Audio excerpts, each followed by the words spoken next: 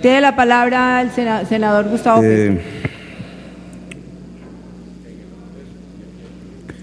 Los hechos fácticos que aquí vamos a mostrar son eso, hechos que de alguna manera la justicia colombiana, la ciudadanía colombiana han venido recogiendo alrededor del tema y que nos coloca ante un objetivo en este debate.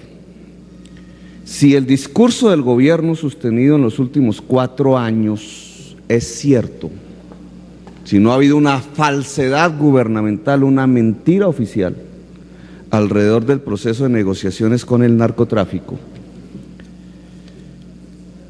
o si efectivamente el gobierno ha hecho un verdadero proceso de paz que va a disminuir en concreto la violencia en Colombia con un sector relacionado con el narcotráfico en Colombia. Y tengo que recordar que nosotros, el Polo Democrático, firmó un proyecto de ley con un sector del uribismo, representado en aquel entonces por Gina Parot y el doctor Pardo, que en un primer momento fue rechazado por el Congreso. Se centraba en una tesis fundamental. El proceso con el narcotráfico tiene que ser un sometimiento a la justicia que implica como pin fundamental el que para recibir beneficios jurídicos, incluida la no extradición, el no juzgamiento en la Corte Penal Internacional y menores penas, debe haber una confesión plena y veraz previa, y que si no existe esa confesión plena y veraz, que es lo único que garantiza la verdad como principio de un proceso de paz y la posibilidad real de una indemnización a millones de víctimas, no estamos hablando de un proceso de paz.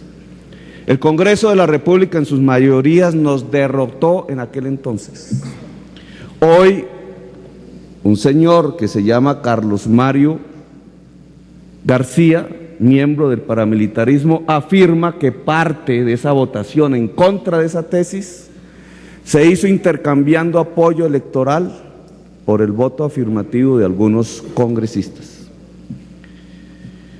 Pero al final, a pesar de que la Ley de Justicia y Paz no estableció un nexo real entre la verdad y el beneficio jurídico, sino que estableció unas versiones libres, como el preámbulo para el proceso para otorgar lo que yo denomino indultos, porque se concibió que los delitos de los paramilitares eran políticos, dado que, según esta mayoría parlamentaria, decían que eran sediciosos. La Corte Constitucional, al final, volvió a la tesis del grupo de congresistas que perdimos en el Congreso. No puede haber un proceso de paz con los paramilitares que no sea sobre la base de la confesión plena y veraz como condición sine qua non para el otorgamiento de beneficios jurídicos, dijo y ordenó la Corte Constitucional.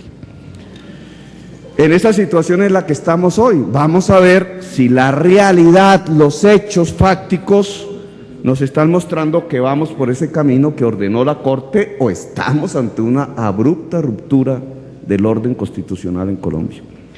Y voy a comenzar con este documento, señor presidente de la Corte Suprema de Justicia. Este es un documento histórico de varias páginas. Fue hecho por el abogado Gustavo Salazar Pineda, famoso en Colombia, y también aparece la firma del señor Rubén Darío Muñoz Valencia, que para entonces, ¿cómo estamos, secretario? Que para entonces era un fiscal activo que gozaba de vacaciones cuando hizo este documento público. Dice así el documento: este trabajo fue elaborado en el cantón de San Antonio de Belén, provincia de Heredia, Costa Rica, durante los días 5 a 17 de junio del 2003. Costa Rica, junio del 2003, preámbulo del proceso, fechas inclusive, por iniciativa de un grupo de personas comprometidas con la dirigencia de las Autodefensas Unidas de Colombia, AUC, con la exclusiva finalidad de presentar ante el gobierno colombiano una propuesta de iniciativa legislativa. Es decir, en este documento hecho en Costa Rica tenemos una pieza histórica y es la visión paramilitar del proceso de paz, que era lo que querían ellos. ¿Cuál era su tesis? ¿Qué era lo que se negociaba en las mesas que nunca la opinión pública ni nosotros conocimos entre el gobierno y los paramilitares? Solo que tiene un agravante terrible.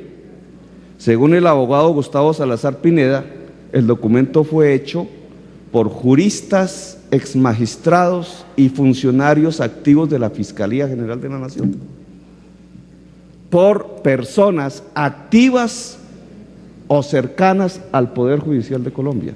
De hecho, Rubén Darío Muñoz Valencia era un fiscal activo. Nunca supimos qué pasó con la investigación sobre este fiscal que fue echado en los tiempos de Luis Camilo Osorio. ¿Pero qué dice el documento? El documento brevemente y en forma resumida dice: A, importancia de deslindar los términos autodefensas de paramilitares. Primera concepción paramilitar del tema de la paz. Dicen ellos, no los llamen paramilitares, llámenlos autodefensas. Tiene un objetivo jurídico, no es un problema de palabras, lo dicen después. Digamos que las autodefensas no son grupos de sicarios. La motivación en su accionar no es el ánimo de lucro, sino muy al contrario, la defensa de los tres fundamentales derechos de la persona humana: vida, honra y bienes. Es decir, aquí hay una intención por hacer creer en la opinión pública que el grupo paramilitar no es un grupo de sicarios, no tiene ánimo de lucro y al contrario es una especie de defensor de derechos ciudadanos. Por eso la palabra autodefensas. Estructura paramilitar a mediados de este año, después de la desmovilización del Departamento del Atlántico, encontrada en los computadores de Jorge 40, todos estos son miembros del nuevo paramilitarismo, con sueldo, 600,000 pesos, los coordinadores 1.200.000, los subcomandantes 1.500.000, se ganan. Y es la nómina de la Comisión Oriental, mes de junio, la nómina de la Comisión Centro, la nómina de la Comisión del Dique, la nómina de la Comisión del Magdalena, la nómina de la Comisión Metropolitana, la nómina de la Comisión Financiera, la nómina de la Comisión Política, la Oriental, etcétera. ¿Y dónde está la desmovilización? Y estos entonces son la nueva estructura sacada del computador de Jorge 40, el nuevo paramilitarismo. ¿Y entonces qué se hicieron los desmovilizados? ¿Qué eran los desmovilizados? Pues del computador de Jorge 40 también aparece este documento, que nos muestra que eran los desmovilizados, por lo menos en este caso los que lo hicieron en Chimila, bloque norte, que dice así: varios correos de Jorge 40, este es un documento de la Fiscalía. Da órdenes a los cabecillas de los frentes del bloque norte para conseguir personas, entre ellos campesinos desempleados, para su desmovilización, y da un número de cuenta a consignar la ayuda que le van a suministrar, cuenta tal a nombre de una señora que se llama Sandra Cárdenas. También da instrucciones para que el día de la desmovilización sepan marchar, cantar el himno, responder las preguntas que le hagan los fiscales. Pide la relación del personal que queda en las zonas abandonadas para ejercer control. Hace un listado de 6 personas que hayan sido violentadas para conformar una ONG para solicitar la reparación de las víctimas. Es uno de los mayores cinismos del proceso.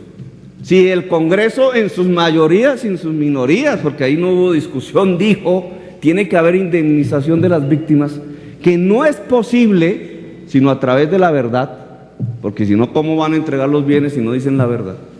A menos que piensen que toda la sociedad sea la que indemnice las víctimas. Estos tipos se están adelantando en el sentido de construir las ONGs para cobrar la reparación de las víctimas.